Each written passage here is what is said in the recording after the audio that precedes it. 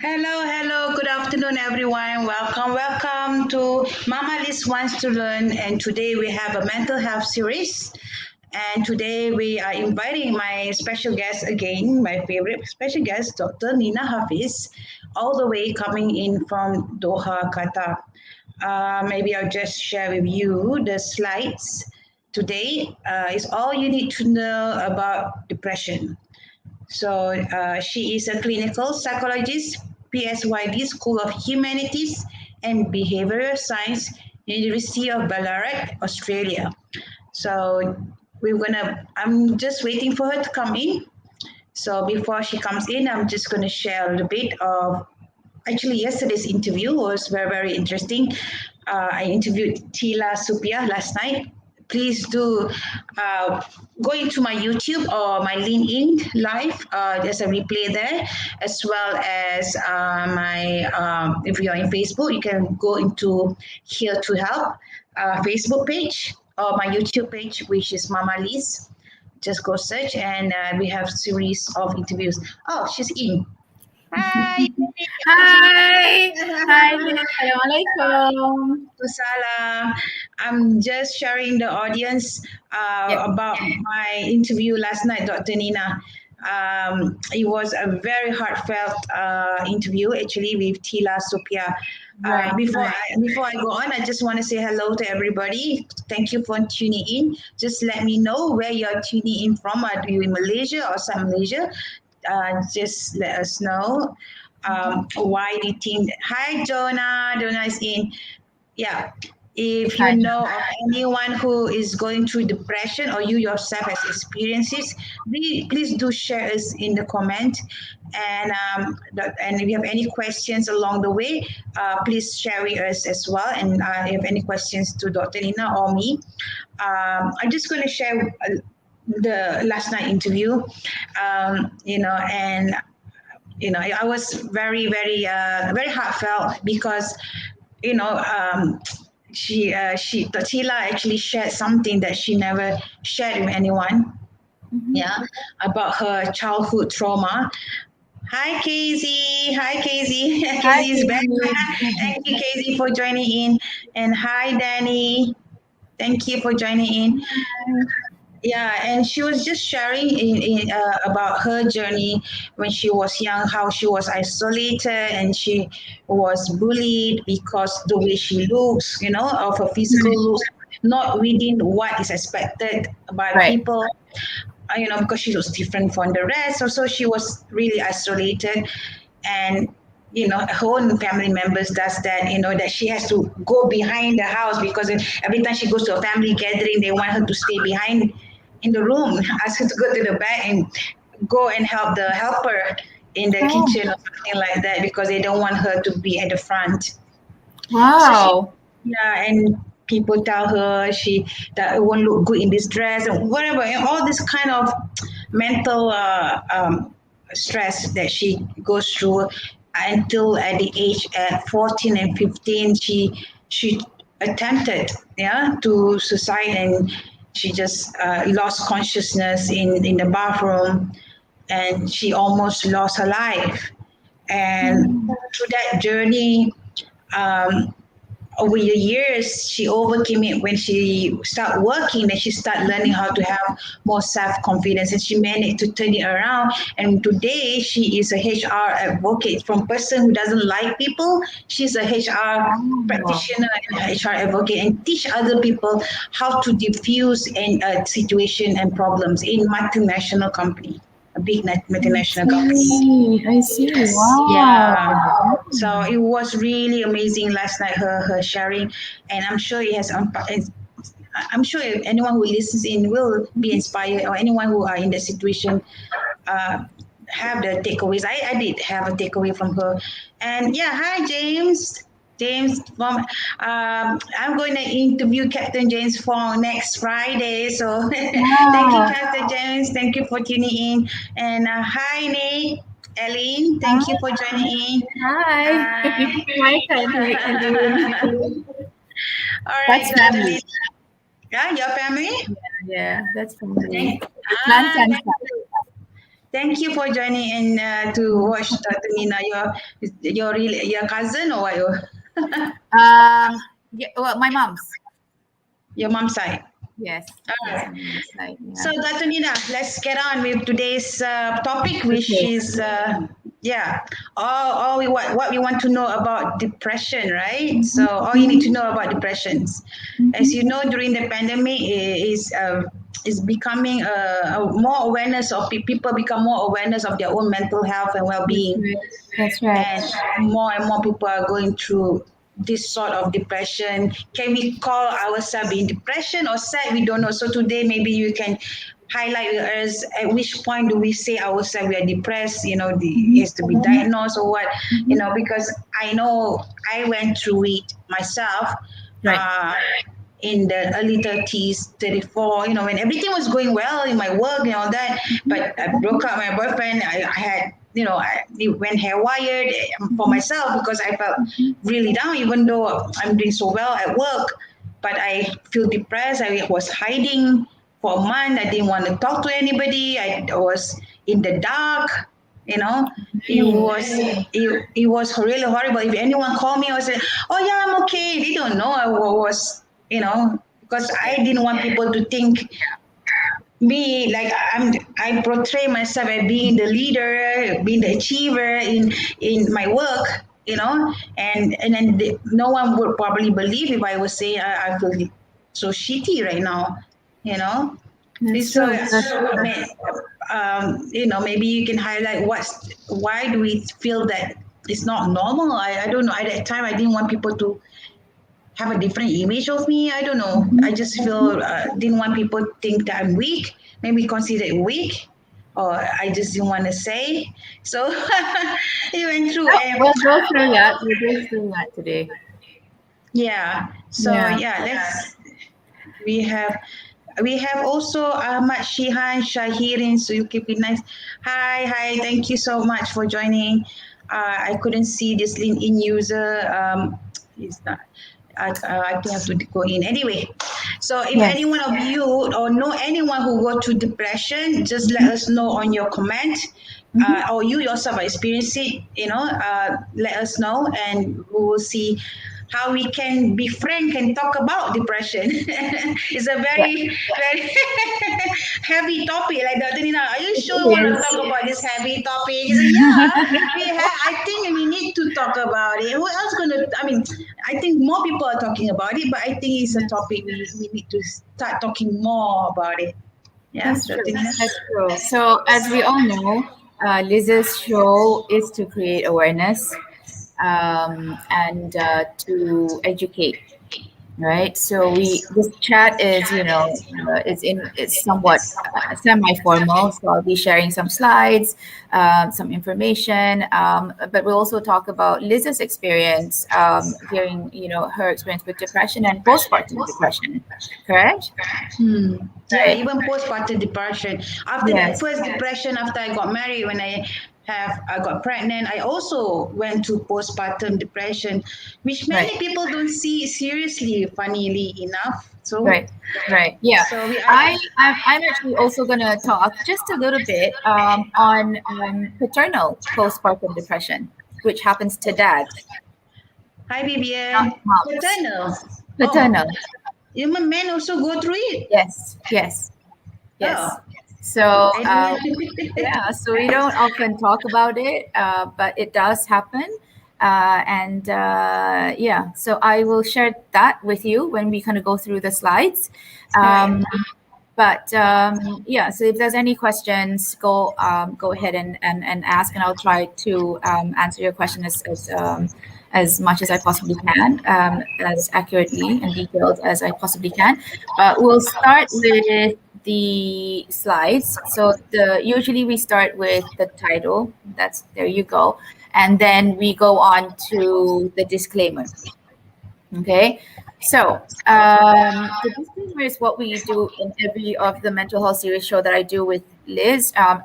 If you've watched some of the past series, you would be familiar with this. So basically, it's saying that the information that we're presenting in the show, we don't mean that to be a substitute for professional medical advice, right? So don't rely on that as health or personal advice. You need to seek the guidance of your doctor or other qualified health professionals. If you have any questions, if any of the information that we discussed today is relatable, sounds familiar to you, you identify with them, and you have concerns either for yourself or for other people, please seek the help of your doctor in your area or other qualified health, mental health and health professionals. Okay, so just making that sure. So don't self-diagnose. Go and make a formal appointment. Yeah, don't self-diagnose. Pandai-pandai, I'm depressed. But Yeah. I mean, it happens. It happens a lot. People do that. Yeah. And you want to find out first before you turn up at a doctor's office or you turn up to see a psychiatrist or a psychologist. But the question is that you get online, although they might be good and kind of accurate.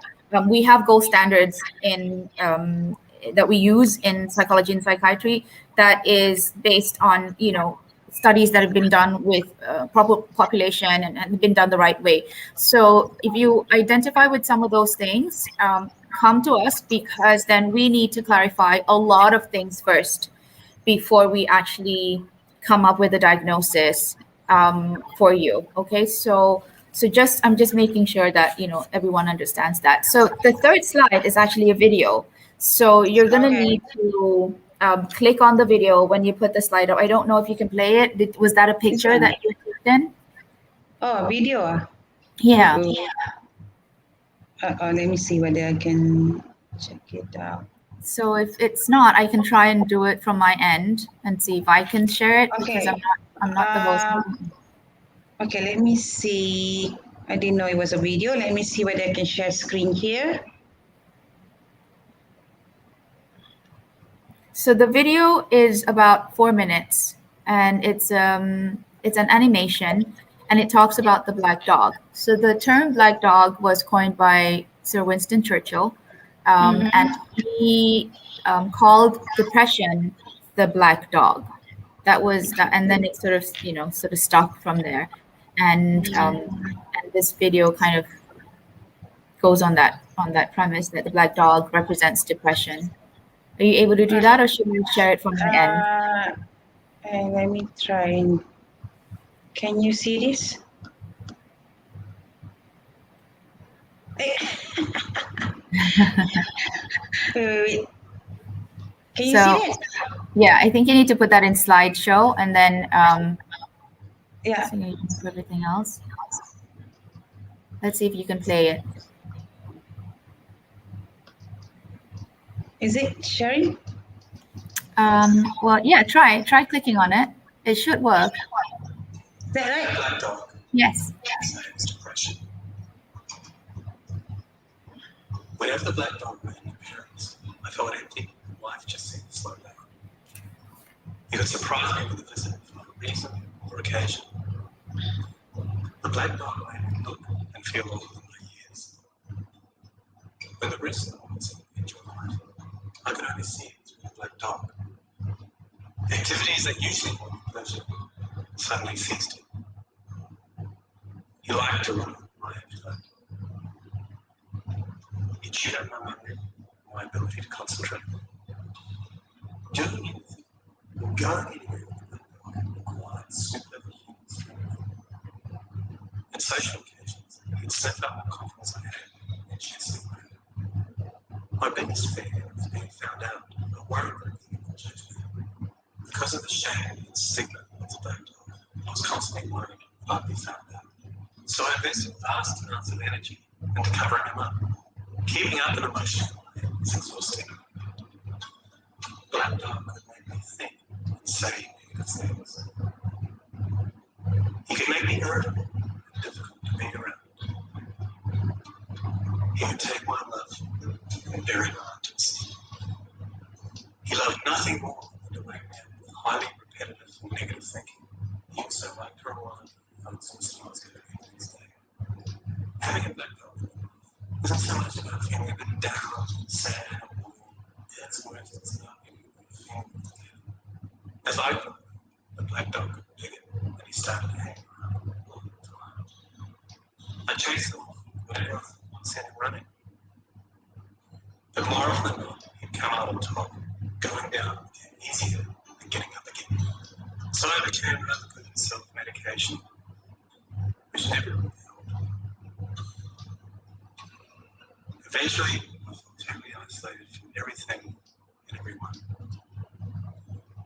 The black dog had finally succeeded in hijacking my life. When you lose full joy in life, you can begin to question what the point of it is. Thankfully, this was the time that I sought professional help. This is my first step towards recovery, and a major turning point in my life. I learned that it doesn't matter who you are, the black dog affects millions and millions of people. It is an equal opportunity. I also learned that there's no silver bullet or magic pill.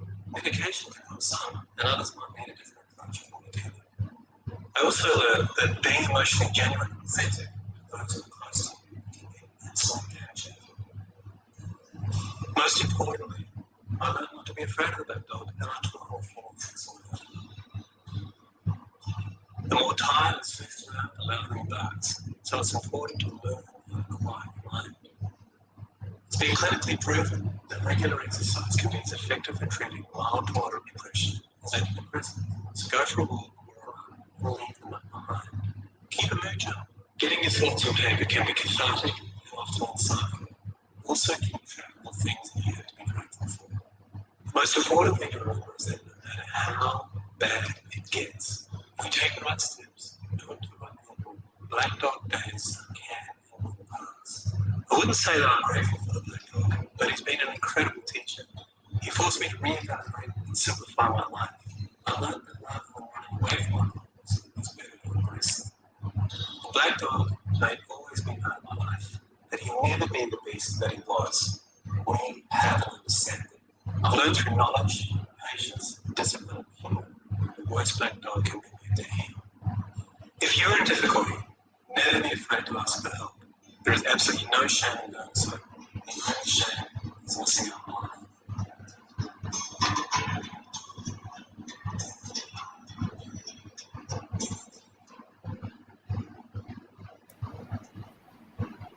Okay. So just, yeah. So I don't know how clear that was for everyone, because I think we're watching a video on a recording that we're doing. So if you're not very clear, you want to watch that again, that's available on YouTube. It's by the World Health Organization. But essentially, the term black dog, like I said, was coined by Sir Winston Churchill and to mean depression. And that's how he felt he could use that as a symbol of depression. So, you know, it was following the person. It was heavy. It was burdensome. It prevented the person from being able to do a lot of things and all that. And that's essentially what depression would do to a person.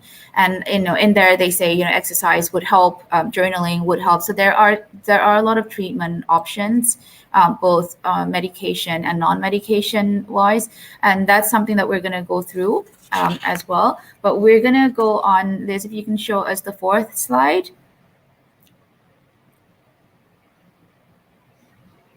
Okay. So depression is an affective disorder. Essentially, that means it's a mood disorder. It is a disorder that, you know, affects your emotions. All right. It's characterized by persistent sadness and a lack of interest or pleasure in previously rewarding or enjoyable activities. And the lifetime risk for a person to get depression is between 6 to 25%. So what makes depression stand out from the rest of the other disorders that we know of is that it is an affective disorder. It's a mood disorder. And then what you find is you have persistent sadness. And some people, they actually feel nothing. They feel numb. And then they lose interest, which is anhedonia, ANHEDONIA, basically losing interest in things that they used to like doing, right? So that is what depression is. Now, people often say persistent sadness, or if you're always crying, you know, then you're being emotional. You actually can't control it. For people who have depression, they'll tell you it comes when they least expect it. It's very unpredictable, and then it's heavy, and they just have this overwhelming urge to cry. But they're not crying over anything in particular. right? Usually, when a pet dies or when we're upset about something or we've had an argument or we're frustrated, we might cry. But that's in relation to some event that has just only happened. But with depression, it is persistent sadness. Okay, it's just something that you can't control, just pops up at any moment, any given moment, and you actually don't know how to describe it, and you don't know what to attribute it to. So there's no cause. There's no cause. Was that like that for you, Liz? The first time, yes, like the month I was just hiding in the Right. room. Right. Right, I was just hiding in the room because I was single. I mean, no one. I'm staying on my own alone, so no one knows what's to check on me or what. They won't know what's going on, so I can hide. It's easy Right. for me to hide in Right. the darkness. I didn't want to go out. I didn't want to do anything. Didn't eat properly. I was just in the dark in my Yeah. room. So you weren't So taking care of yourself as no. well as you should. Yes. So that went on for almost a month. Yeah.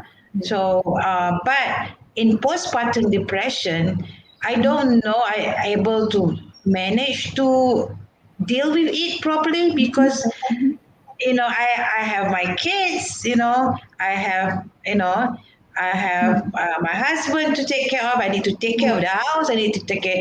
The first time I didn't have a helper when we my first child, so I was to take care of the house, take care of the my daughter. It was there was no way to hide. How can I hide from anyone? Yeah, So because life had to still go on. Like you had to yes, trust. You were yeah, needed everywhere and you just had to get up every day. But at the same time, you must have felt really horrible though, having yeah. to, right. The first one is not so bad as the second one when I met you, right? So I Yes. went, at that point of time, I was already having suicidal thoughts, right? Right. So I was living on the top floor in a condominium. I really felt that I want to jump off. Yeah. Yeah. I remember that time. Mm. That was So very hard for you. yeah. So thank God I have you and I met you and helped me. It wasn't easy. Mm, It wasn't easy. yeah. I I'm sure thinking it was about it. hard. Yeah, thinking about it was hard. So anyway, I don't know whether I even managed to go through depression because I can't hide. I still have Did to you do things. feel I like still have people to go weren't, out. people Yeah. didn't notice it? Did you feel like people No, didn't know? no. I mean, just like that video earlier, right? Yeah. Yeah. It shows that emotional what lie, Right. emotional, Right. yeah. And then he had to just didn't want people to see Yeah, what he had he to mask it. You have to must hide it. Yeah. yeah, hide it, you know. So I get on with it. I get on with my life, as usual because I can't hide. I So had would that have stopped you from enjoying your baby as well then? Because you couldn't. It uh, was not it was so not possible. at that point on time, I always felt that I'm not good mom. I'm not a good wife. I'm not good enough. Right. I So you had a failed. lot of self-doubt and a lot of negative thinking. Yes, a lot of Yeah. negative thinking. So Yeah. it wasn't easy because I've always been a positive minded person, right? And then Yeah. suddenly I Yeah. become like that, you know. Yes. So it wasn't easy. I mean, when I guess even the relationship with my husband that we Mhm. got married very fast. I guess we still don't understand each other yet or Right. how we Right. communicate yet. So Right. after I got married, straight away got children. We Right. didn't really have the time to jive with each other. So Okay. so it was like bum bum bum bum. So I didn't even have time to think that I'm really depressed. I just felt like it's no meaning to live at that time. Wow. Yeah, I remember that time. That was very hard for you. That was really, Mm. really hard. it's often hard when people around you don't notice it. Not because they don't care, but because sometimes people with depression are very good at masking. So they cover that up. So they're able to, at work, they're able to function fairly reasonably. But they might not go out as often. They might not engage in they might not go to parties, but people don't often pick up on that. So yeah, so that's kind of hard. Can we go back to the fourth slide, Liz? Yes. The first slide? The fourth one, please. Fourth slide, okay. Yes. So, okay, so basically less than 1/4, less than 25% of people with depression actually receive adequate treatment. It's a lot more in underdeveloped countries. So it makes it really hard. Women are twice as likely to have depression than men, to twice more. However, men with depression are 7 times more likely to die by suicide than women. The risk of suicide in people with major depression is 20 times more than the general population, right? So if you have depression, the risk for you to have suicidal thoughts and to have suicidal ideation and to attempt suicide is actually 20 times more than the people who don't have depression. The reason why men are 7 times more likely to die by suicide, they've postulated that it's because men don't often talk about feelings, and so they may not be picked up as much by the system as they had talked about it. So men do a great job at masking it. They think boys don't cry, I have to be tough, and that's what it is. But depression is not that. Depression is actually, a medical. It is a disease. It is a medical condition. It's a medical disease because it affects the brain.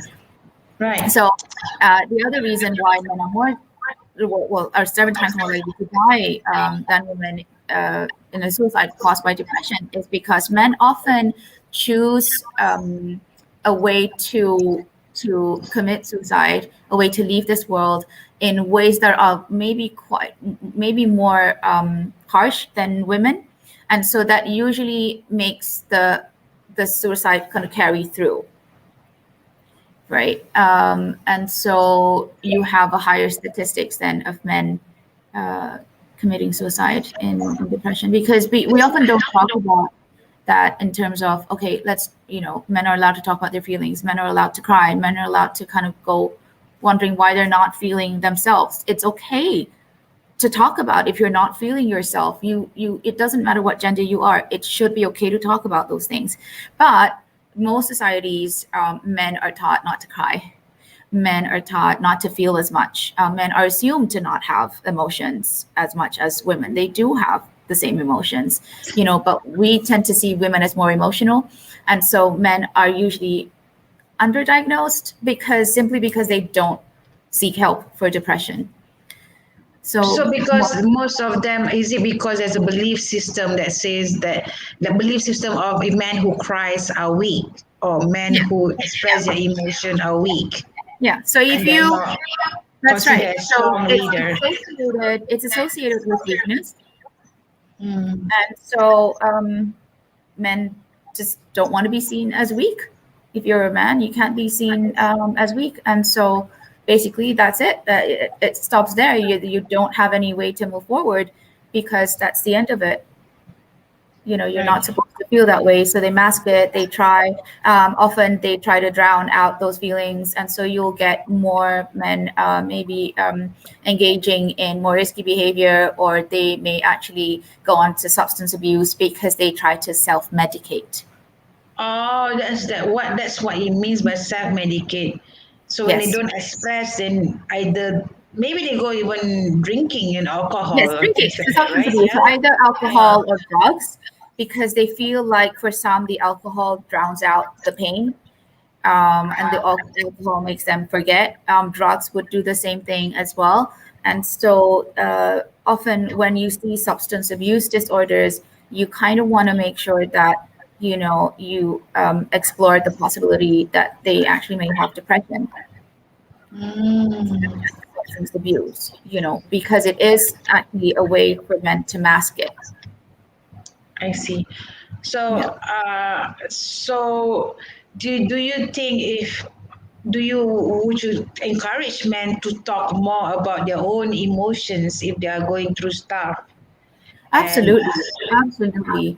I think society should allow children, both boys and girls, to be free to express their emotions, because we are human. We experience a range of emotions. So it includes men, and boys as well. It includes males, not just females, right? It's okay to feel bad about something. It's okay to feel down about something. It's a normal response to an event. Whatever you're feeling is a normal response to an event. But what we do is we often go, no, no, no, you need to be strong. You need to be tough. You need to just, get on with it and get a move on. That's very difficult because they're feeling that emotion, but you're telling them you can't express that. We're not interested. We don't want to hear that because that is not a picture of who you are, as what society thinks you are as a male. So part of that is encouraging and allowing and saying it's okay for men to talk about feelings. If you have children, even if you have boys, tell me how you feel. Tell me and give them vocabulary to express those feelings, because most often mental disorders have an origin in sort of brain activity, and the hormonals and the endocrine system is a part of that as well. And that's all kind of, if you're human, you're gonna have all those things in your body flowing. And at some point, those things are not going to be flowing, or it's not going to be produced the same way that it should be. Right. And then, of course, if it's not, then that's going to affect you. So people have a hard time looking at mental illness and seeing that as a legit medical disorder. Right. But it is a legit medical disorder. Part of that is the fact that medication helps. If you had cancer, if you had diabetes and all that, you wouldn't hesitate, hypertension, you wouldn't hesitate to go ask for help. Part of why we're doing this and why I'm doing this with you is because I'm pushing for the fact that you need to address this with the same magnitude and the same fervor as you would address a medical physical illness. So you have medical mental, right? Yeah, because for most people, they recognize physical injury, but they It's don't true. recognize mental injury. Right. You wouldn't allow a person to keep on functioning and walking, with a broken leg. You wouldn't do that. You would give them the treatment necessary, because then they need to function again. They need to turn up for work. They need to, take care of their children. They need to basically function as a human being. So start seeing it as something as equivalent in terms of how it's important, as equivalent to medical physical illnesses. Yeah. So just like recent Olympics by the American gymnast Simone Biles. Simone Biles, Yeah, I think her making a stand that she is having a mental injury, because it's very rare for any athletes, to just walk out of an Olympics, they've been preparing for it for years, and to just walk out on based on mental injury. I would hear physical injury, like if she broke her leg or something. Yeah, then people will like, oh yeah, it's fine. It's acceptable that she will draw. That's the thing.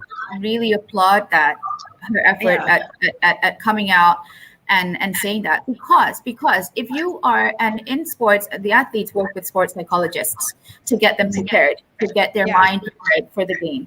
Right? Because it's not easy. It's not easy. You train, yes, you train the physical part, but you also have to be mentally ready.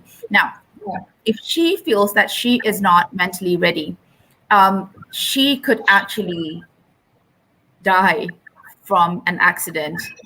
Yes. Because mentally she's not ready. If it's just a sprained ankle, that's fine. She can walk away with that. She can recover. But What are you going to say when she says, I'm not ready to go on to go out and compete? What are you going to say if she breaks her neck? Yeah. Right? Because she So was she made a really saying, good call, but it was a yeah, very hard call to make. yeah, It was yeah, a yeah. very hard call to make, but I'm glad she did it. I'm glad she did it. Because yeah, exactly what you say. She said, you know what? Even she does the flips while Yes, doing the flips, and she's not in a yes, good mental state of mind. yes, yes. She could really injure Yeah, herself seriously physically. yeah, So before she yes, even get there, she right. knows That's right. what's What, okay, going on. when you're driving, for example, when you're driving, if you're Yeah. driving, you need to be mentally alert. If you're Ah. distracted, maybe even for a second, that second can change your entire life or can wipe it out. Yeah. Right. So I often draw comparisons with things that people go, oh yeah, well, that makes sense. Just one distract, you being distracted by your phone, for example, that 1 or 2 seconds or even a nanosecond can make a huge difference to not just your life, but to other people's lives around you. But it's in Yes. the same thing, same sort of premise for her. So yeah, I do applaud her for doing that. That's amazing that she did that. I think it's encouraged that. I think the tennis player, Yeah. Naomi, Yeah. yeah, she's amazing for doing that as well. And you're gonna get a lot of flack from people because people are like, well, that's not very professional. That's not good sportsmanship. No, they realize the importance of mental health, and I've seen Yes. the younger generation, coming through my door, who realize the importance of mental health, who have actually asked for help themselves, not the parent thinking my child needs help. They have actually approached the parent and said, I need to see a therapist. So I love the fact that in some ways social media has helped brought this out, and it's become something that has allowed children to talk about it in a very healthy way. So yeah, so I love that. I love that. That's I'm amazed that the new generation now, where Yeah. the talk is out in the open. Schools in Doha, for example, talk about mental health. The effort by the government of Qatar, for example, to push for Yeah. mental health campaigns and awareness. I think it's just amazing. I think it's high time. I think it should have been done a long time ago, but I'm glad that it's happening now. I'm glad that it's Yeah. happening now. Yeah, I think in pandemic helps people be more aware of their own mental health. Yes. You Yeah, know. that's the silver lining. I think that's actually helped. Yeah. Can we go to the fifth slide, Liz? Because I'm just Yes. aware of the time. Yeah. Okay. So some depression facts for you. 300 million people suffer from mood disorders worldwide. That's a huge number. And depression is the leading cause of disability worldwide. So Leading when cause. leading cause of disability, the leading cause of Wow. disability. So when we often talk about depression as hidden illness, because you don't see it. You don't see, if you see a person with a broken arm, it's very obvious to you. Or if you see a person in a wheelchair, it's very obvious to you that they need help, or they are not able-bodied. But a lot of mental health is hidden. Anxiety could be hidden, for example. Depression is hidden. So it's not always what people, you don't always see it. But a Right. lot of people suffer from it, and it is the leading cause of disability worldwide. You said earlier on that people didn't really pick up that you were experiencing depression or Right. postpartum depression. So, depressed people, what everyone needs to remember is that they might not look depressed. So they can seem a bit upbeat, they can seem cheerful, but they're actually struggling inside with the symptoms of depression. Yeah. There are some cases of severe depression where it's very, very obvious, where they have motor retardation, or they are catatonic, meaning that the body slows down. The depression has slowed down their body so much that their movements are almost like slow motion. They take the longest time to complete something. They're just super slow, or that they're catatonic, which means they actually, they're still, they don't actually move. So that one is probably more obvious. But if you have, dysthymia, or you have mild or moderate depression, you can still function to a certain level, not to your optimum level, but people won't always pick up. That's why people won't always pick up on it. The other one is that when we get to treatments for depression, which includes medication, it's common to need to try more than one antidepressant. So you will be referred to a psychiatrist who will then prescribe medication once they've, done their, they've gathered information from you and gotten a history of you. Once that happens, they're going to then prescribe medication. Now, it doesn't always work the first time, or you actually may need to try. So different medication might have a different effect on different people. And it may take a while for them to get the right attrition, so the right dose for you. And then sometimes, you may need to try that. Augmented therapy medication means that you may have to augment that with another type of medication to help support the primary medication. Right. So that is something that people need to be aware of. It's not like you go to a doctor and then they give medication and the medication works. That medication does not work and you think, oh, that's it. No, you actually need to get back to your doctor and you have to tell them, and they need to go through it and make sure that, of course, make sure you're safe, but they need to make sure that they're getting right for you. So it may take a couple of tries. The other one is that depression is linked to other health problems. So people with depression are at higher risk of chronic inflammatory or autoimmune conditions like diabetes, heart disease, arthritis, or IBS, which is irritable bowel disease. So you're saying that if they become depressed first, then they have a higher chances to having these other physical problems. Right. So there's a theory that depression is caused by inflammation, and things like a high sugar diet causes inflammation health-wise. So even if you don't have depression, a high sugar diet is not a good idea because it causes inflammation in the body. Right. So in that sense, yes, if you have depression, then you're at higher risk. The other thing as well is because you're not watching what you eat. Yeah. You're not watching your diet, so you are more likely to go to junk food. And the reason why you might go to junk food is because a lot of junk food have a lot of salt in them, or a lot of sugar in them, and a lot of fat in them. So these are actually what makes it addictive, right? And when you eat junk food, you kind of feel good for a while, not for long. You feel good for a while because of all these taste sensations that you get. The fat that is in a lot of junk foods coat your tongue, and then it actually creates a very nice sensation. So if you if you have depression, you're more likely to not take care of yourself. You're more likely to exercise less. And so it kind of leads to physical illnesses. Right. Okay. So we go to the next slide. Yes, please. So we're going to talk about types of depression. So people always hear depression. So many types of depression. I didn't know that. Yes. So there's a lot of different types of depression. So that's why I said, There's 10? Say that again. There's 10 types. Well, that's 10, but there's some people use different names for them and stuff. But yes, you will generally get a lot of that. So a lot of what we usually hear is major or clinical depression, major depressive disorder, which is MDD. So you see that term when you Google and stuff, you'll see that term, and that's clinical depression. Okay, and then you have persistent depressive, you have postpartum, bipolar, premenstrual dysphoric disorder. So this is what you might get before you have your period. And then atypical depression, anxiety and depressive, depression, anxiety after bereavement, seasonal affective.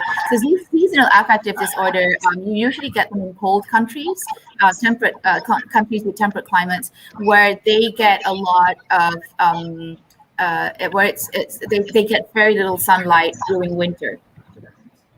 They will get that usually seasonally because it happens when it's dark.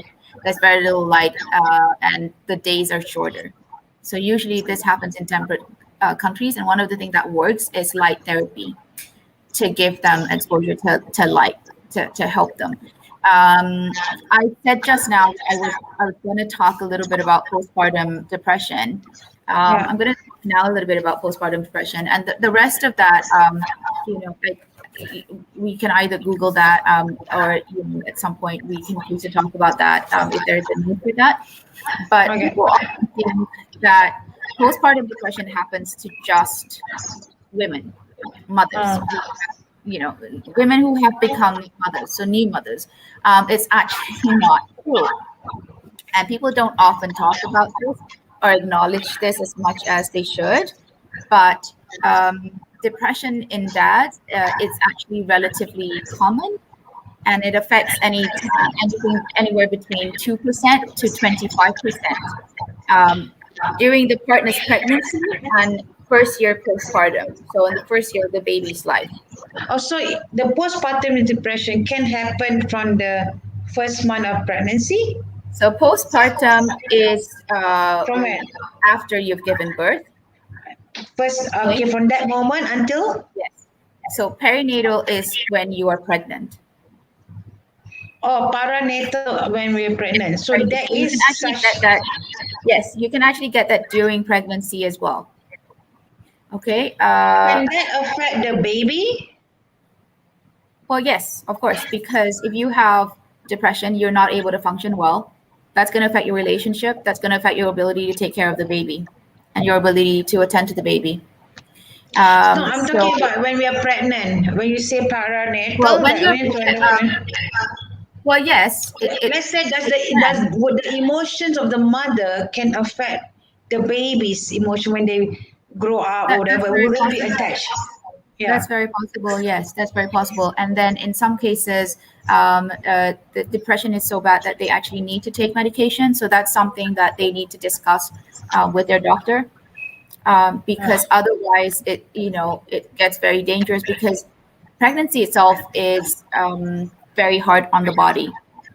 Yeah, because a lot of people always. I mean, there's always saying, of course, that we want always to make sure the pregnant mother is always happy and not going through a lot of sadness or emotions or stress and things like that, right? So it can affect the pregnancy and it can affect the baby.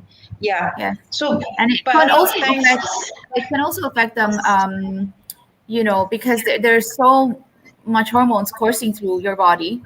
There are a lot of hormonal fluctuations. So that's what you're experiencing as well. And for anyone out there who's been pregnant and who hasn't had an easy pregnancy, you will actually relate to this very much. Yeah. So it's actually quite.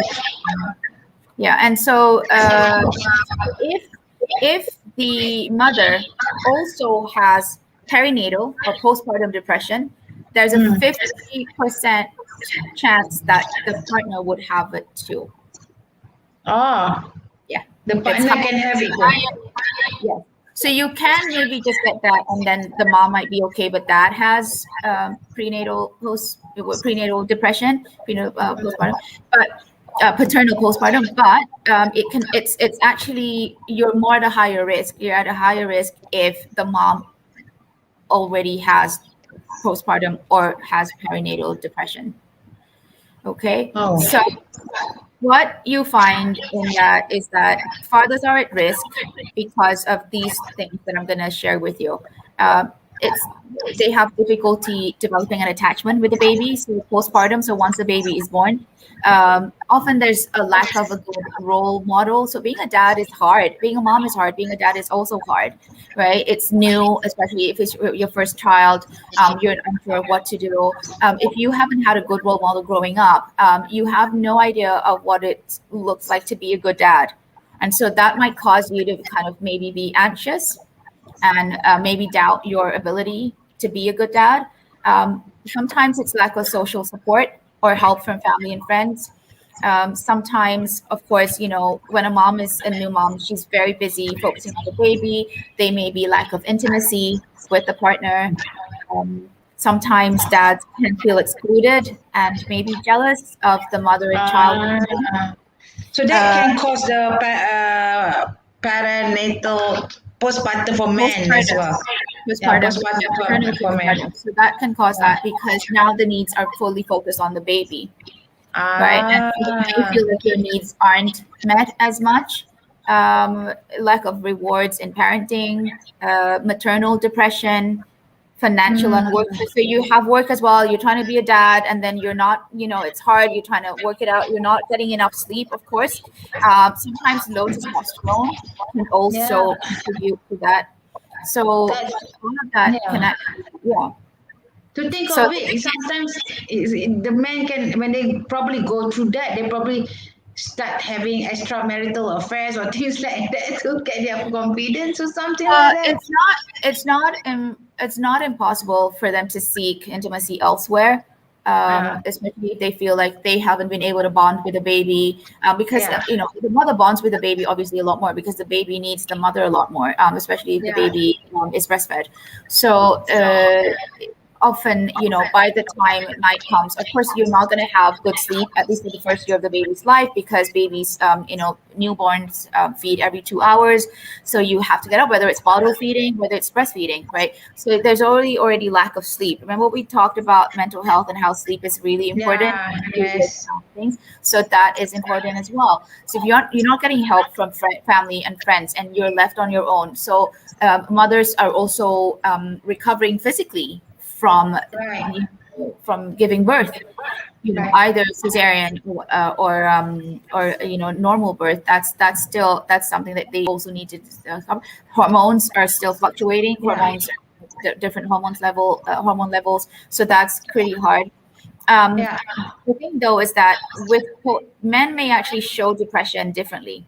So maybe women might actually be more teary and maybe cry a lot more. Men may not cry, but you may start seeing them feeling frustrated and angry. They snap, they get irritable, they might get impulsive, and they may find that they're just not enjoying anything that they do. They're not interested in going out. They're not interested in watching their favorite show, so on and so forth. And then depressed fathers are more likely to engage in substance abuse, domestic violence, and sometimes Oh, they actually might discourage partners from breastfeeding or breast pumping. really? It means more attention for the baby. Wow. Yeah. Okay. Next time, Yeah, some so new news to me. yes, so I thought I'd share that because I feel like it's important. And the other thing is that the effect of that is that it influences how they interact with the baby and with the child. Depressed dads are more likely to spank their child. They're likely to interact, less likely to interact in positive ways, like playing games or singing or reading to their children. They and the children of fathers who are depressed, they have Yeah. a higher likelihood of emotional and behavioral problems at later ages. And it also Oh. puts a child at risk for developmental delays. Oh. Okay, so Really? dads out there, you are super important in the development of your children. I think some people think it's a mom's job to kind of raise the kids and take care of their needs and everything. No, dads are actually equally important. Okay. And then Yeah. you may have conflicts in marital relationships. It makes the mothers more vulnerable to depression. And then children whose mother is already depressed, if they have an involved and nurturing father, it actually acts as a buffer and protects them from the negative effects of the mom, because at least one parent is able to attend to and meet the child's needs. Yeah. Right. So they feel like so people are like, oh well, how is that even possible? The woman is actually the one carrying the baby, she's the one pregnant with the baby. But you must realize that when you are together, as a couple, you secrete hormones. You secrete hormones at different times of the month, for example, to indicate ovulation and to indicate that you are premenstrual. So they found that the mother's postpartum depression is largely by hormonal fluctuations. And then it shows that the man's hormone also shift during pregnancy. So testosterone levels drop, okay? Estrogen, prolactin, and cortisol, which is the stress hormone, go up. Sometimes some men, I think you've heard of this, where the wife is pregnant, but the men gain weight. or the wife is pregnant, but the man is nauseous. Yeah. Yeah. So eventually, apparently, evolutionary biologists suspect that the hormone fluctuations is nature's way of making sure that the fathers stick around and allow them to bond. So feeling the same kind of feelings, and stuff. Of course, neurochemical changes, brain changes. Sleep deprivation, because of sleep deprivation, creates the perfect storm. So, But then I think if this is the case, probably everybody will go through this because all of us new moms, new dads have sleep deprivation. yes, right. And that's the reason why social support is very important. So as you're trying to recover from surgery, from C-section, a normal birth, and and you're trying to get used to, and then breastfeeding is hard work. It's painful. I think people don't realize that it's not what they put on TV. Moms just looking at their child smiling and looking all nice, and it's not. It's actually very tedious. It's very painful for some. It is very healthy for the baby, but it is hard work, right? But people don't always Right. So do we go to the next slide? Yes, Here? let's go to the next slide. So these are depression symptoms.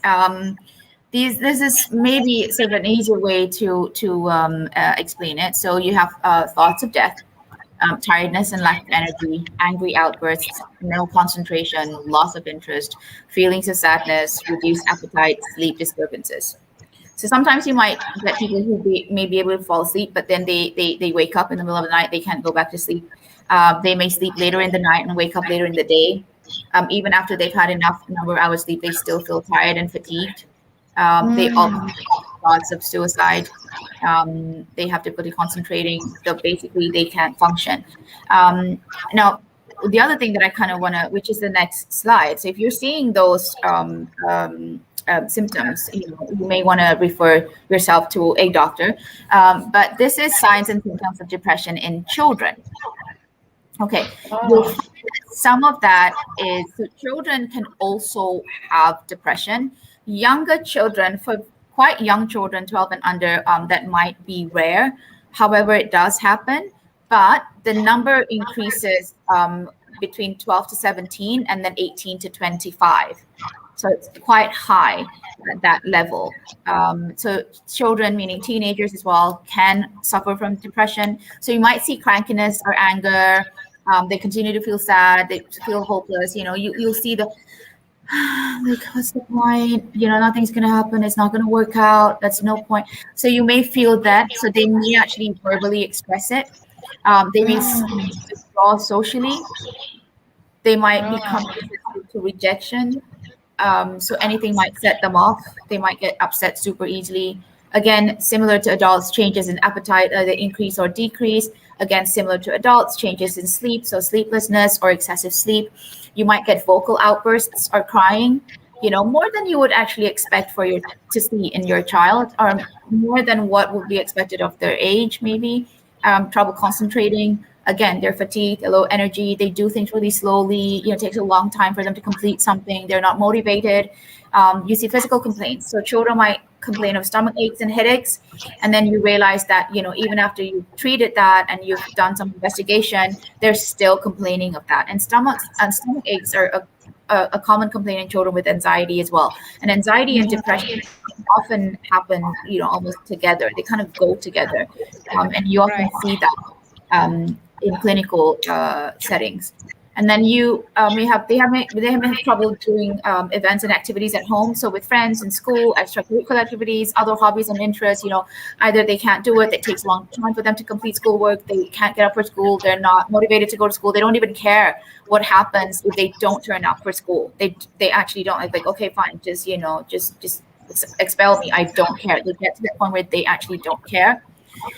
They may feel worthlessness or guilt, again, impaired thinking or concentration, and again, thoughts of death or suicide. Can this all exist even kids below 12? Yes.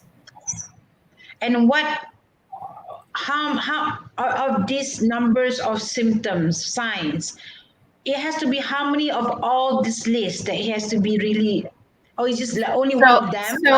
So no. So this is so in order for one to diagnose depression, we refer to the DSM-5 Diagnostic Statistical Manual, or the ICD-10. So it lays out criteria. So what you're asking for is actually criteria, correct? So criteria for someone to be diagnosed with that. So one of that is that the depression should last more than 2 weeks without signs of abating. So it's not stopping and it continues. And then you will find that there is mild, moderate to severe depression. Yeah, And, but Dr. Nina, what I'm saying is that have to be just one of these symptoms, or it just have to be all of these symptoms? No, it doesn't always need to be all. But what you might see is sadness, persistent sadness. You may see changes definitely in appetite and in sleep. And then you may see, thoughts of suicide. That's one thing. And they often have very negative thinking. So worthlessness, hopelessness, helplessness. So all this, what you mean is it continuously for a period of time. Yes. Then there is a chance they might be in this depressive state. So sometimes they might be upset. So we often use the word depressed. Oh, I'm feeling a bit depressed today. Oh, it's so depressing. We often use that, when we're chatting, when we're talking to friends, when we're telling someone how we feel sometimes about a day that we're having. But in order for you to be clinically depressed, there are criteria, like I told you earlier on, and the doctor needs to see that in relation to first the child's age, the child's gender, family history. They need to look at the social settings, so things that are going on at school, things that are going on at home. But you also need to hear these children talk about things in a very negative way. They almost don't want to try things. They don't care. They are not interested. So anhedonia, they're not interested in what they usually do. Sometimes it's in response to an event that's happened. Okay, so they might be down for a bit because the family has had to move countries and they haven't made friends yet, and they have to deal with a new school and everything. They might be down for a bit. Right. Yeah. But if it continues and it's to the point where there's changes in appetite, changes in sleep, and they start talking about things in a very negative way, they start talking about things that are sort of, reflective of suicidal ideation, so suicidal thoughts, then that's when, it becomes very great. Yeah. So, for example, if you have the questionnaire, what about if it's just an outburst of anger? Anyway, like my son also, he can be angry almost every day. So I consider that being a symptom. So sometimes that might be he has a low frustration tolerance. And he gets upset because for children, sometimes they don't always get to, if they're the younger ones usually, and everyone is an adult or older around them, they often feel very frustrated because they often don't get a lot of control over their environment, over what's happening around them. So when that happens, you see them get frustrated really easily. Sometimes because they don't always have the words to express how they feel. Sometimes they learn it from others in terms of how to behave. Sometimes their behavior is not met with the appropriate consequences. So you're seeing them being either rewarded or that behavior being shoved under the carpet and not attended to. So that encourages that. And the child starts thinking that this is how I get your attention. This is how I express myself. And I think that's normal. So part of that may be, so it might not necessarily be depression, but you do want to, if you have concerns, then again, like I said, changes in weight, changes in sleep, things that they say, for example, if they respond to something situational and then it goes away after 2-3 minutes, it's okay. But for some children, it could be purely anger management issues, low frustration tolerance level. So that could be what it is. So again, when you go and see a psychiatrist or a psychologist, be prepared because they're going to ask you a lot of questions because they need to be able to rule things out. They need to be able to go, okay, well, if you experience this, how often are you experiencing this? Tell me on a scale of 1 to 10, what's the severity of this? What's the duration? How long has this been going on? So frequency, duration, intensity. So it's not just, okay, well, he got a bit upset, but often when you get to the root of that, you find that, okay, well, maybe the sibling is annoying him and he gets frustrated and he feels like I need to respond, because if I don't do this, she's going to do it again to me. So there's a lot of reasons. So usually behavioral management is what would be recommended. And then we talk to parents as well and discuss, more positive parenting, more appropriate parenting that helps deal with, the issues when they come up. So, yeah. Thank you. So now what's next? So I have case studies. Case studies. Yeah. Just this is in children with depression. This is just something for people to kind of look at and kind of read. So Matt is age 13. He needed a note for PE, and then the other boys were laughing at his body, and body shaming, and he's not good at sports, so they're teasing him, they're bullying him, and then that obviously starts to have an effect on him, a negative effect. He feels like his body is stupid. He still looks like a kid, and then some children self-harm. So that's something that you need to look out for when they start self-harming. He might punch the brake because that's obviously, he's frustrated. But it kind of, doing that makes him feel stronger because he kind of needed the strength to kind of, in a way fight back. So he would stay in. So obviously social withdrawal, not going out, and then playing on the computer, because again, that is a safe space for him. No one judges him. No one needs to know who he is, and then he just wants them to leave him alone. So that's one. So when children start talking about those things, you want to really attend to it, because it can get worse, because they start developing thoughts about themselves, and then those thoughts become more frequent, and then eventually they start believing it, even if it's not true. Right. So you can get Finn, who's age 8, who attended with his mom. Mom is saying he's getting very upset. Sometimes just starts crying, and then sometimes he tries to hurt himself. And it's very distressing, usually for a parent, to see children hurting themselves. He might lose his temper, bang his head against the wall. He thinks he's rubbish. So these are thoughts that he has. And then these are sort of behaviors that you're seeing. He got very upset at a friend's birthday party. So even at a happy event, something would have upset him, to the point where they had to leave, something that would be relatively minor, but becomes kind of major for him. And then again, the school sometimes may notice it, and then they may actually call the parent and say, look, we're concerned and this is happening. And then Finn, again, will say things like, sort of verbal expressions of it. I don't think anyone likes me. I feel worried all the time. I don't deserve anything. Sometimes somebody makes fun of him, and he thinks, oh, he doesn't like me. My friends don't understand. Well, my mom gets sad, and then I want to look after her. So there's a burden that he feels, but at the same time, there's a lot of self-doubt. Okay, right. So if you go to the next case study, this is a teenager, an older child. So she was concerned about her parents finding out, and she's saying, I'm really unhappy, doesn't like anything about herself. She feels pressure from the parents to finish her A-levels and get good grades. And then apparently the parents are going to help her find a man, but she feels like they don't understand her. She's finding school really hard. She's not doing well. The parents are not doing anything. She feels useless, but she can't tell anyone, and she feels like she can't be herself. So she's not sleeping well at night, struggle to concentrate. And then now this child obviously Google stuff and go, I heard you can give me some antidepressants and sleeping tablets that might help. And she's done this and realized that, she needs help. So the thing is, when you have this, what you want to do is you want to watch for signs in children. Okay, so you want to make sure that you watch out for signs of suicidal behavior. And so in children, it might be they focus on death and dying. They might start giving away possessions. Go back to the previous slide. Yeah.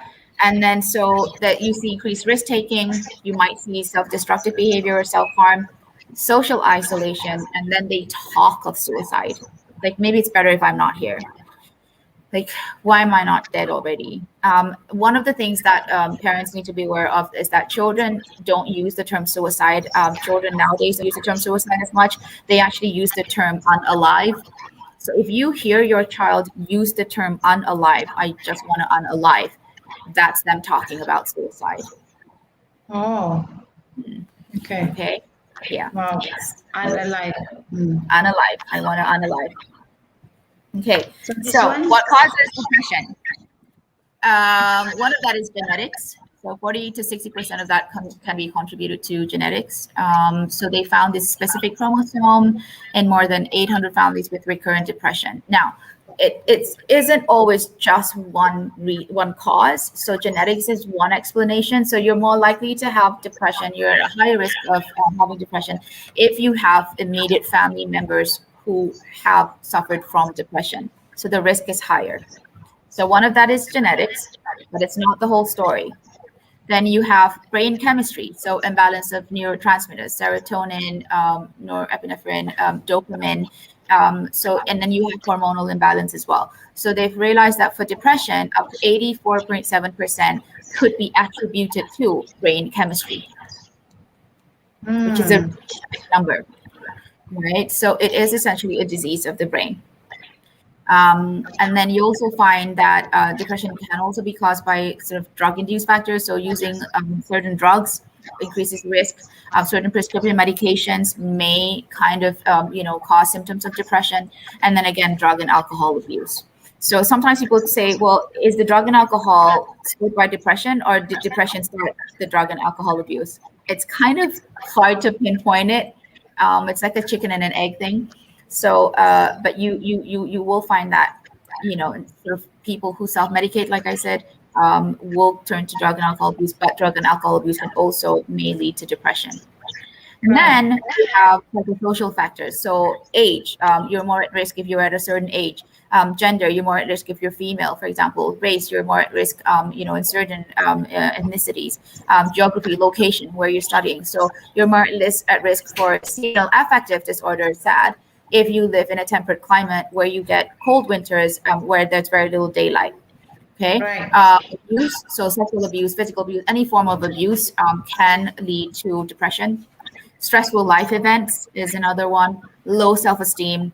Medical conditions can also lead to depression, and then mental health issues. Okay, so you have other compounding mental health issues. If you have bipolar, if you have anxiety, if you have all of those, that can also lead to depression. Wow. Or you have ADHD, for example. So if you go to the next slide, I know I'm going pretty fast because I'm just aware of the time. Yeah. You will find that these conditions here, I'm not going to read them all, but these conditions mimic depression. Ah. All right, the Okay. fatigue, concentration issues, tiredness, sleep issues, retardation, motor retardation, so movement, and then just in case of brain tumors, it changes the way you function, and then endocrine system disorders. So you get a lot of hypothyroidism, hypothyroidism, thyrotoxicosis, and then ADHD. And then, of course, medications. So when you go to see a doctor, you need to make sure they know what medications you are already on. One thing. They also are going to test you. So there's a way to test for hypothyroidism. There's a way to test vitamin D deficiency. So you're going to test all those to make sure. So sometimes you can still have those issues and you can still have depression. It doesn't mean that just because you find that those are the issues that you don't have depression. So you can have medical issues and depression as well. So do we check on the physical health first, and then we check on the mental? Yes, so the doctor might want to run some tests to rule out medical conditions that may contribute, and then if you receive medication or treatment for those medical conditions, and if you no longer show symptoms of depression, that may just be attributed to that condition itself. However, people with cancer and people with Parkinson's and all that, once they get to know the disease, they find that it's very hard. They may actually develop depression because they are either in shock or they're trying to cope. They are not worried that a doctor has told them you have 3 months to live, and they can actually trigger that and go into deep depression. So usually I think in the medical system they actually watch out for that as well and refer accordingly, because yes, it does affect them. Okay. So this one. Yeah. So this is brain activity. If you look at a person with depression and with no depression, so you can't always just use this. You can't always just use this to actually diagnose depression. It's not enough. But you can see physical differences in a brain of a person with depression and with no depression. Wow, how to go? Can go check, right? Yeah, you can do a PET scan. You can do a PET scan. So you can. They've done. Anyone can just do PET scan. You can ask for a PET scan, and you may have anxiety. PET scans can kind of sort of map out, when you have anxiety, when you have schizophrenia, for example, when you have bipolar, they can actually map out brain activity, and they can sort of indicate. But we don't just use that to rely on when we're diagnosing. That's the thing that you need to remember. Okay. Right. This allows you to kind of see how your brain is functioning at that time. So people would probably want to know, how do you treat depression? Okay. Yes. So treatment for depression is 3. So if you put that slide on again, Liz, thank you. So you have medication, pharmacotherapy. So you would have antidepressants. I haven't written down their long names because they're kind of long. It's just that. And then you have lithium, which is for bipolar, and then augmentation therapy. Augmentation therapy is you may receive one medication, and then you may actually receive another medication to support the primary medication that you've been prescribed. Okay, so that's one. And then psychosocial therapies. So these are the list of therapies: cognitive behavioral CBT, interpersonal behavior therapy, which includes family-focused therapy, psychodynamic therapy, light therapy, which works for people with seasonal affective disorder, dialectical behavior therapy that helps with people with bipolar, and then complementary alternative medicine. So play therapy, expressive creative therapy, diet management, stress management, and then the encouragement of physical and social activities. So all of this would be something that we would do as psychologists. And of course, in the case of expressive creative, you're doing art therapy, music therapy, then you may find that other people may be able to run that for you, but that is sort of an adjunct to everything else that you are doing. Now, psychosocial therapies actually work better with if you are on medication and you receive psychosocial therapies at the same time. So studies have found that they actually work better. And 60 to 80% of depression is actually treatable. You do have what is called stubborn depression, that even with medication and with psychosocial therapies, they are still there. They're very persistent, and so they've now found. They have actually advocate for brain stimulation, so electroconvulsive therapy, which essentially is electric shock therapy, and transcranial magnetic stimulation. So with transcranial magnetic stimulation, it's actually magnets that they use. So you don't need to be under anesthesia. It doesn't cause you pain, but it is helpful for depression that is stubborn. So what if they don't take this therapy? Which one? Do you mean any of these therapies? Because what if they just take like they just, they just go for counseling, for example? Okay, if you go for counseling is kind of different to when we actually carry out therapy. So there are guidelines for carrying out therapy. There's a schema of it, there's a structure to it. And so you'll find that if they don't, and if you go to, if you find that it helps for you to talk to someone, and then you find that you're feeling better, that's fine.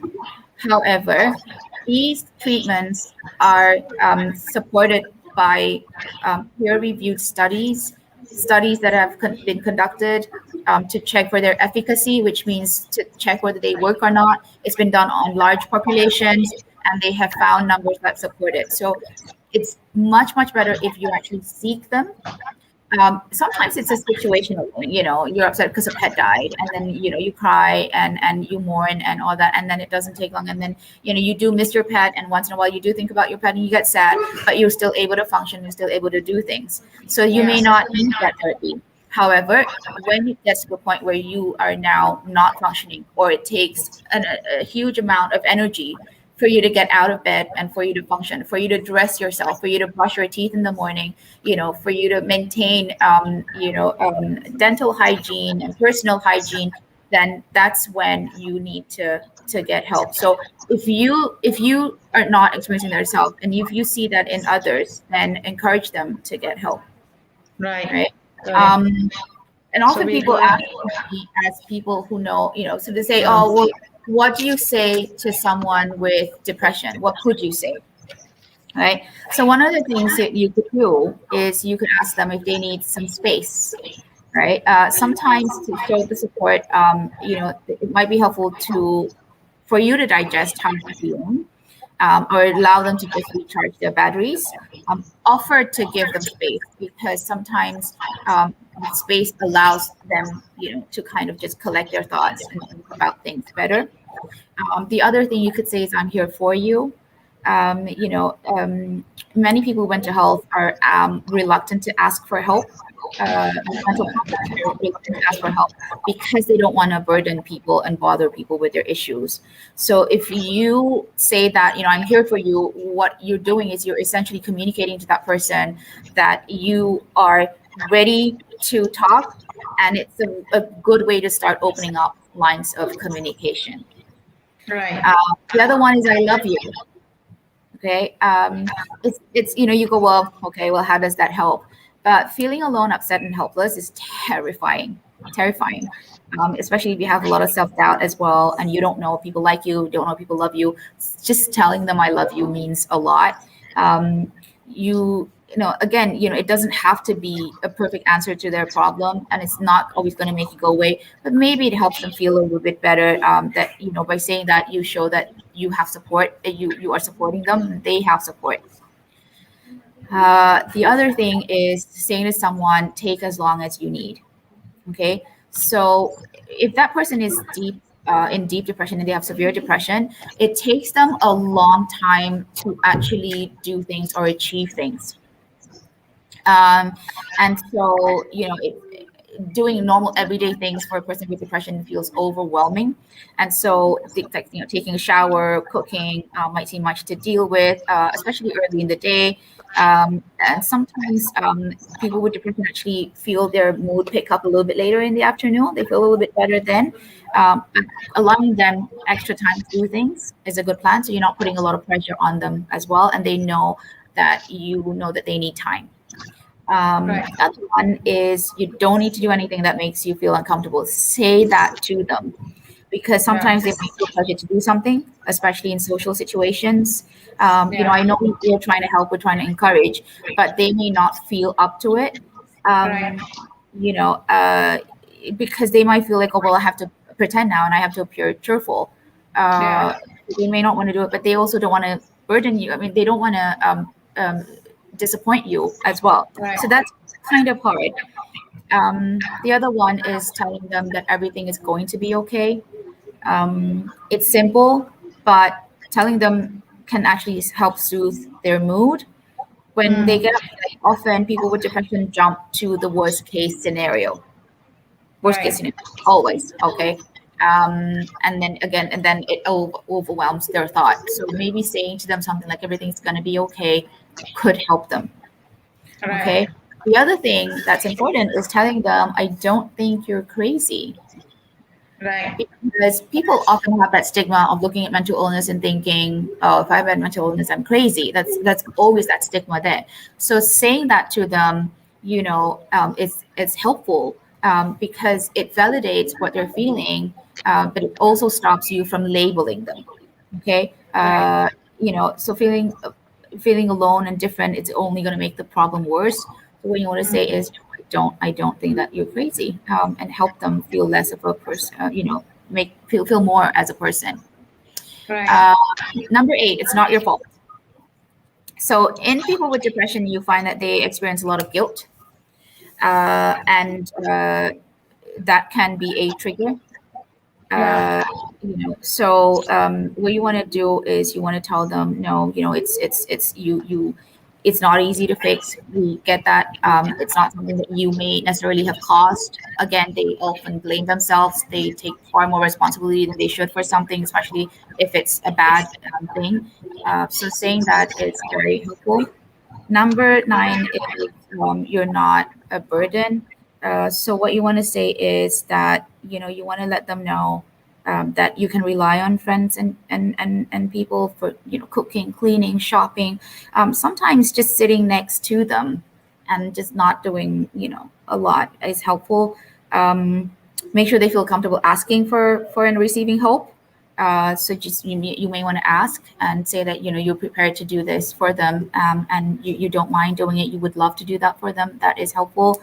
And again, with the you're a good person, what you want to do is they often feel like they're a bad person because they were too sick to go to work, or they're too sick to be a mom or a dad or a friend, or even attend social occasions. That's not the case. So you want to make sure that, they are still a good person despite them, not being able to perform or to attend events and stuff. So if you look at, Liz, are you still there? Okay, I'm not so sure if Liz is still there, but you're there? Okay. So you're on. I accidentally mute myself. I think so. But you're familiar with the cartoon Winnie the Pooh? Yeah. Yeah. Do you know Eeyore, the donkey? Yeah. Yeah. So Eeyore shows symptoms typical of a person with depression. So he has, he talks really slow. He's always like, what's the point? You can see his body is all sort of, hunched over, as like he doesn't have enough energy. And then he, is often thinking of the worst case scenario and all that. The one thing, though, that I love about the friends that he has, Winnie and Tigger and Piglet and all that, is that even if they know that that is Eeyore, they actually still include him in everything that they do. And sometimes you get Winnie coming and just sitting next to Eeyore and not doing anything or not saying anything. It's just him being there. Just him being there. So yeah, when we talk about ADHD, we'll talk about Tigger. Always, bouncing and jumping and talking really fast and really excited and always getting into trouble and accidents and stuff. But Eeyore is that. So if you can be like Eeyore's friends to friends or family that have depression, be like them. Be like them. They always include him. They don't force him to take part, but they always make sure that he's there. They come and check on him. And again, like what Winnie the Pooh does, Winnie will just sit next to Eeyore. Just yeah. Bravo.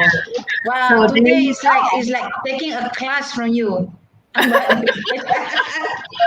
I hope that has been informative. Very informative, and I'm sure it's very informative. It'll be informative forever for all the audience. I hope so. So yeah, so that's again, if you want to talk about depression, it's the reason I say it's heavy is because there's so much information and there's so many different types of depression, but essentially they carry kind of very similar symptoms. And if you have the right to feel content and happy. You don't have to kind of accept that this is how I'm going to feel. This is how I'm going to feel for the rest of my life, and think that this is my lot in life. No, you don't. You can actually do something. It's self-care. You need to prioritize yourself the same way that you would attend to physical illnesses like cancer, diabetes, hypertension, all of those things. The same amount of importance should be accorded to mental health. Yes. Bravo. Thank you so much, Dr. Nina. I hope that everyone hears this. Don't minimize this mental injury. Do not minimize, because it does exist. It is as equally important as physical injury. Yeah. Yeah. Because I know there's a lot of people think, oh, you're just being too emotional. Oh, you're just being too this. Oh, you're just being too sensitive. Yeah. So I don't think we can't take it lightly. Yeah. Things If like you this. feel what you feel, and there are people who are not validating it, it doesn't mean that what you feel is fake. Mm, Okay. Seek people who are going to validate that in a healthy and helpful way. Seek right. people who are going to come up with a treatment plan. Seek people who are going to listen to you, who are going to help you work through your problems.